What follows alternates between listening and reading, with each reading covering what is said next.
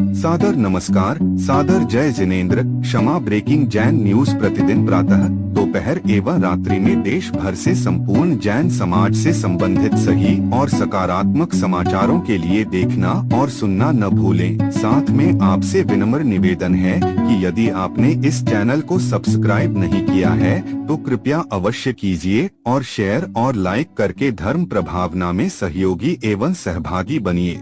अशोकनगर मध्य प्रदेश में विराजमान आचार्य श्री शिष्य जैन मुनि परम पूज्य श्री सुधा सागर जी महाराज के समक्ष पिछले दिनों सोनी समाज के संपूर्ण प्रतिनिधि मंडल ने रखी अपनी आश्चर्यजनक जिज्ञासाएं, जिनके जैन मुनि श्री सुधा सागर जी महाराज ने दिए अद्भुत जवाब। लीजिए सुनिए। भगवान पार्श्वनाथ धाम काकोरी में स्थित साधु सेवा धाम आगम के पथ पर चलने वाले ऐसे दिगंबर जैन मुनिराज, आरिका माता जी व अन्य त्यागी व्रतियों के विश्राम एवं आहार की पूर्ण व्यवस्था कर रहा है, जो अत्यंत वृद्ध अवस्था में है या रोग ग्रस्त है। आप भी इस पुण्य कार्य में सहभागी बने और पुण्य के भागीदार बने। एक दिन के चौके की राशि मात्र 2100 रूपए। 10 साल की पात्रता, जिसमें आपके नाम से साल में 2 बार चौका लगेगा, जिसकी राशि मात्र 11,000 रूपए है। आजीवन साल में 2 बार आपके नाम से चौका लगेगा तथा आपका नाम शिलापट पर लिखा जाएगा। राशि मात्र 25,000 रूपए है। 1 माह की पूजन राशि मात्र 3100 रूपए। दान जमा करने हेतु खाता विवरण Bhagwan Parshwanath Dham trust, bank of Baroda, Chowk branch, Lucknow. खाता संख्या 0645010029,154। IFSC code BARBO LUCKNO। संपर्क सूत्र 9452017984 70077783995। भ्रष्टाचार तो भ्रष्टाचार ही होता है। सोनी समाज से आज पूरा प्रतिनिधि मंडल, पूरी समाज के प्रतिनिधि यहाँ बैठे हैं। उनका जैन समाज की ओर से स्वागत है। प्रश्न रखेंगे कन्हैया सोनी, अध्यक्ष सोनी समाज, और सभी स्वर्णकार समाज की जन खड़े होकर पूज्यवर का आशीष भी प्राप्त कर रहे हैं। गुरुओं के चरणों में मेरा कोटि कोटि नमन। वैसे तो गुरु आपको देखकर सारी जिज्ञासाएं शांत हो जाती हैं और मन में कोई विकल्प भी नहीं रहता, लेकिन फिर भी आज ये मौका मिला है तो मेरे मन में एक थोड़ा सा जैन मत के अनुसार मंदिर जाना अनिवार्य है, लेकिन सनातन संस्कृति में प्रत्येक घर में एक पूजा स्थल होता है। तो मेरा एक मन में ऐसा भाव है कि मंदिर की पूजन और घर की पूजन में क्या अंतर है। पहली बात तो है, ये घरों में मंदिर बनाने की जो परंपरा है ये कहाँ से आई? मंदिर की तो पूजा है, हृदय की पूजा है भगवान, लेकिन स्थापना करने की जो बात आती है, क्योंकि भगवान हमारी दृष्टि से किसी भी संप्रदाय का भगवान हो, वो उसके लिए वो इतना पवित्र होता है, इतना महान होता है कि वहाँ गृहस्थी जैसे कि बीच में उनको लाना विचारणीय हो जाता है, क्योंकि गृहस्थी तो गृहस्थी के हिसाब से चलती है और भगवान का तो मंदिर भगवान का होता है। इसलिए ये जो परंपराएं चली हैं, ये क्यों चली, कैसे चली, विचारणीय विषय है। फिर भी घर के भगवान में, मंदिर के भगवान में, मंदिर के भगवान में और तीर्थ के भगवान में जमीन आसमान का अंतर है। घर के भगवान में वह ताकत नहीं है जो मंदिर के भगवान में है, जो मंदिर के भगवान में ताकत नहीं है जो तीर्थ के भगवान में है। इस पर मैं कई बार प्रवचन विस्तार से दे चुका, इनमें अंतर होता है। जिज्ञासा रखेंगे विनोद सोनी और तैयार रहेंगे राजकुमार जी सोनी। गुरुर् ब्रह्मा गुरुर्विष्णु गुरुर्देवो महेश्वरा गुरुर साक्षात परम ब्रह्मो तस्मै श्री गुरुवे नमः। परम पूज्य गुरुदेव के चरणों में बारंबार प्रणाम करते हुए मेरी एक छोटी सी जिज्ञासा है कि गुरुदेव, साधु, संत, सन्यासी और महाराज, ये ऐसे 4-5 शब्द हैं। इन शब्दों की अलग अलग क्या परिभाषा है और ईश्वर को सुगम तरीके से प्राप्त करने का, उनका ध्यान करने का, उनका पूजन करने का ऐसा कौन सा सहज उपाय है जो इस भाग दौड़ की जिंदगी में भी हर आम व्यक्ति आसानी से कर सके? ऐसा उपाय बताने की कृपा करें। साधु, संत, सन्यासी, ये शब्द सारे के सारे शब्द आचरण प्रधान है, लेकिन कई बार लोग क्या है, कि अच्छे आचरण को कोई गलत व्यक्ति धारण कर लेता है।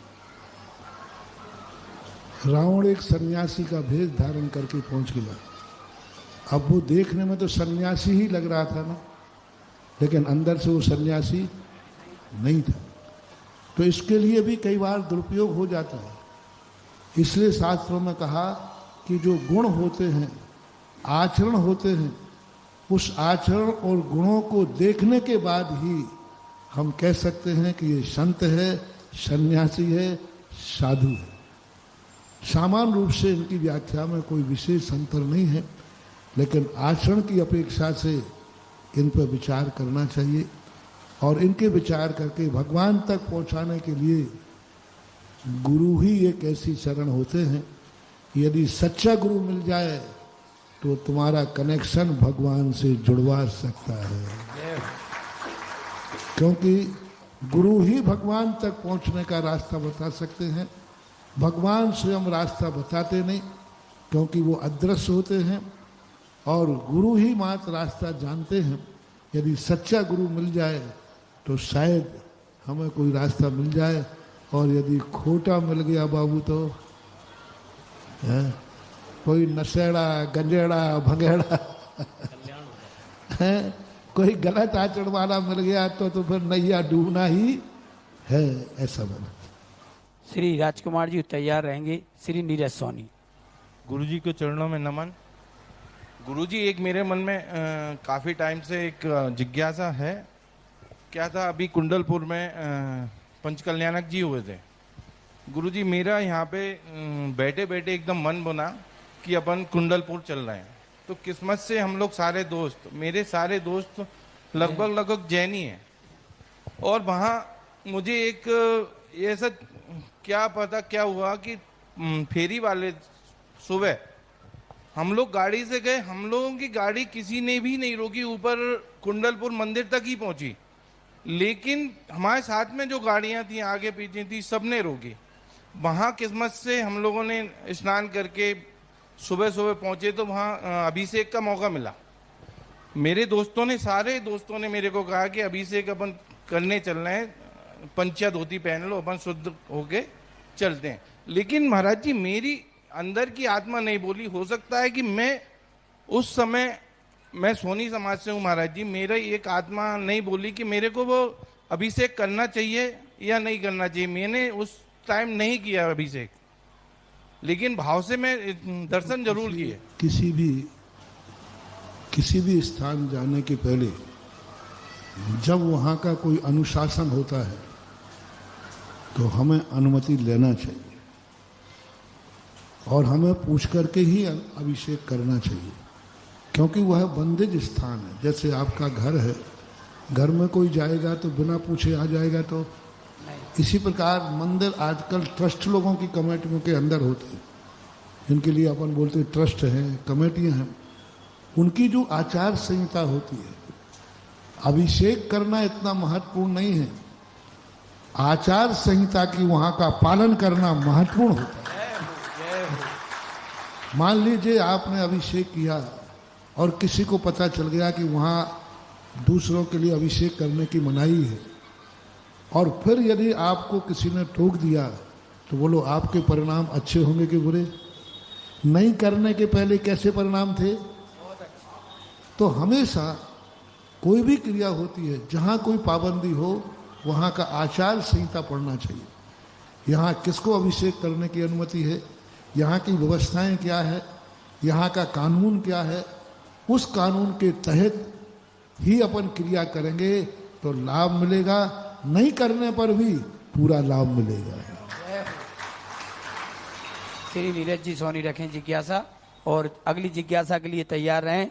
दिगंबर जैन समाज निशंक धाम बंगला चौराहे तैयार रहेंगे। पारसिक रीतीश पार्षोदय परशोरिया सागर।